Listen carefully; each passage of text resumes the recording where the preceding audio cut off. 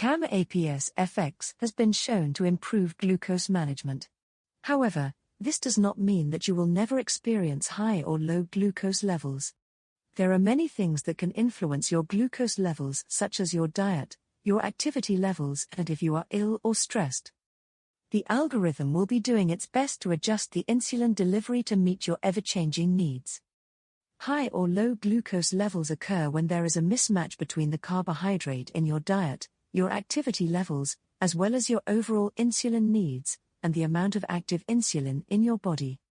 If glucose levels are running higher than usual, you may like to consider using Boost or giving a cautious manual correction to give yourself a little more insulin.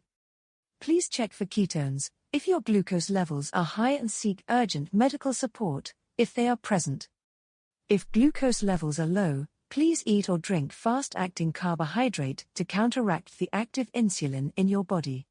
The amount will depend on your current glucose level and how quickly it is dropping. If possible, please enter the grams of carbohydrates in meal and hypoglycemia treatment. Using ease off will not stop a hypo if glucose is already dropping rapidly. Turn the phone to see the landscape graph to review your glucose trends and insulin on board to help you decide what is the best way to manage your glucose level. Please reach out to your diabetes team to review your personal glucose target, bolus timing, and insulin to carbohydrate ratios if you are experiencing frequent high or low glucose levels. However, it is also important to always check that your diabetes equipment is working properly. Insulin is key to how your glucose is managed. The CamAPS FX algorithm decides how much insulin to deliver based on your glucose levels. This insulin is then given by your pump. However, if the insulin in the reservoir becomes too hot or too cold, or the infusion tubing or cannula becomes blocked, the insulin will not work properly. This is why it is so important to regularly change the infusion set and reservoir. If your glucose is running high, for example above 15 millimoles per liter for more than 2 hours, and especially if boost or corrections are not working, please consider doing an infusion set and reservoir change. The glucose sensor continually measures glucose levels in the body and sends these readings, via Bluetooth, to the app. The algorithm uses this glucose information to decide how much insulin to deliver. Occasionally, people may find that their symptoms and the sensor glucose reading do not match, or they do a blood glucose fingerprick test and find that the sensor is giving the wrong value. There are many factors that can influence the sensor accuracy, like if someone is dehydrated, where the sensor is placed on the body, or how long it has been working for.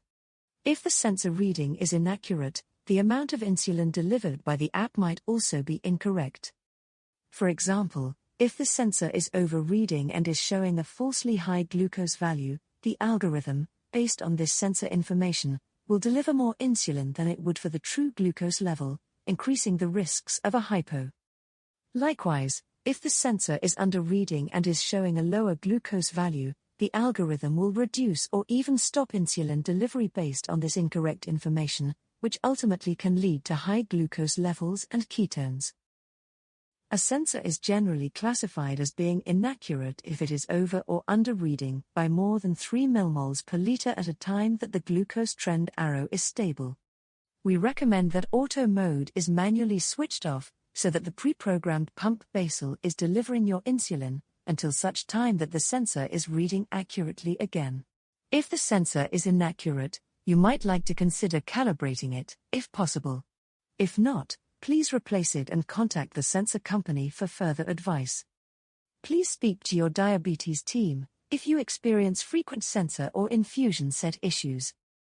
When away from home, please don't forget to pack your bag with plenty of spare infusion sets, reservoirs, sensors, blood glucose and ketone testing equipment, as well as backup insulin pens and vials. You never know when you might need them.